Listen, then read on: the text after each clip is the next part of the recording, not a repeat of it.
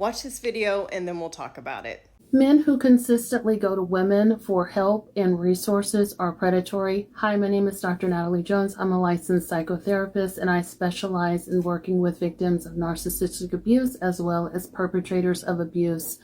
One of the things that I have found in my practice over the years is that survivors or victims of narcissistic abuse are givers.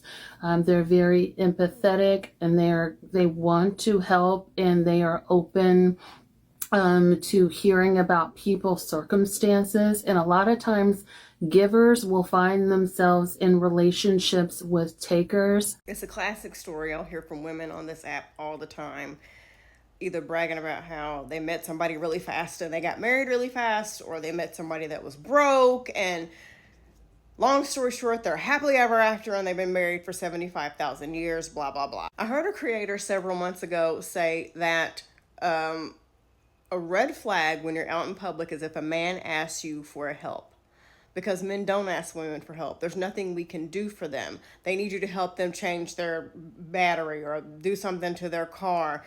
That's the number one sign that they're trying to kidnap you or assault you. And she took it a step further, much like what this licensed mental health care professional just stated in the clip that I shared. I tagged her below. But she said this also applies to men who are with you to use your resources. So let me guess. You met this guy and it was love at first sight, right? You move him in immediately. Now, here's what really happened in my opinion. He met you. He fed you the same shit that he gives every single woman that he meets, hoping to find someone that'll finally fall for it. The guy, he drops the line, you take the bait. He learns what kind of car you drive. He learns what kind of job you have. You got your own place. You have a little bit of money. Cha-ching, cha-ching. He wins the lottery. Now he's in love with you. And because you are lonely, a little bit desperate, and you hate being single, you've also kind of given the same thing that you would give every guy that you're a little bit attracted to. You're just waiting for a guy to come along that you're interested in to be interested in you back, whoever the hell he is.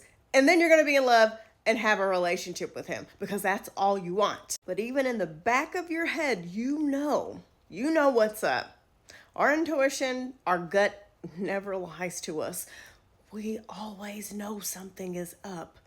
You know that he is just with you for your car, for your money, to sleep with you and have a roof over his head. You know this already, but because you're lonely, because you finally got into a relationship and you want everybody to know that somebody finally wants me, you're gonna let him continue to siphon resources from you. But what you've gotten is a man who rolls his eyes at you anytime you try to talk to him about something that you think is interesting or exciting for you. What you have a man who doesn't clean up after himself. And now not only do you work, but you're also running your whole house and taking care of everything and cleaning up after him.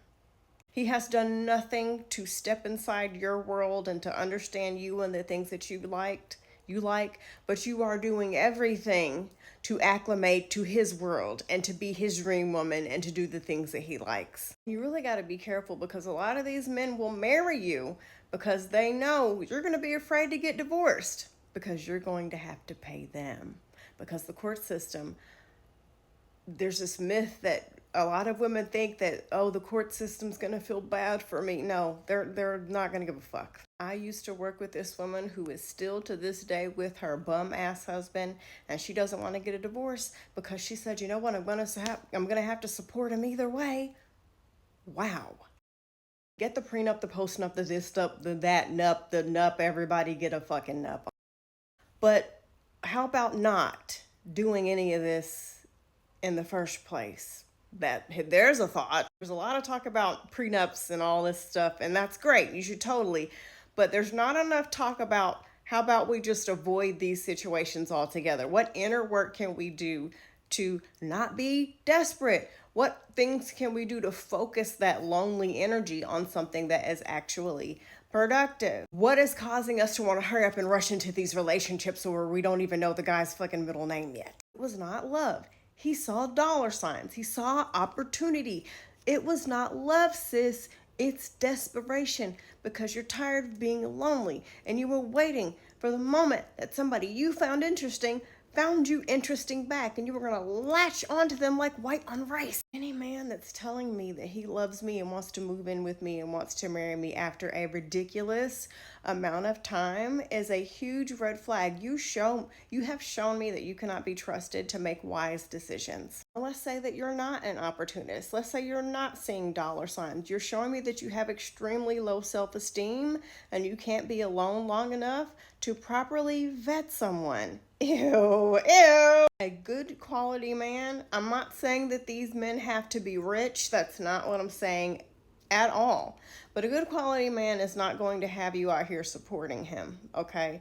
All this 50-50 BS that we're trying to normalize, we do not live in a 50-50 world. It's not an even playing field for women, especially for Black women. I'm not doing 50-50 BS. I'm not helping you pay your bills. You're not using my car. You're not living with me. I'm not co-signing. I'm not getting bills in my name. I'm not getting anything in my name so that you can use it. Absolutely not. You have to have your own stuff. I will not be coming to your rescue.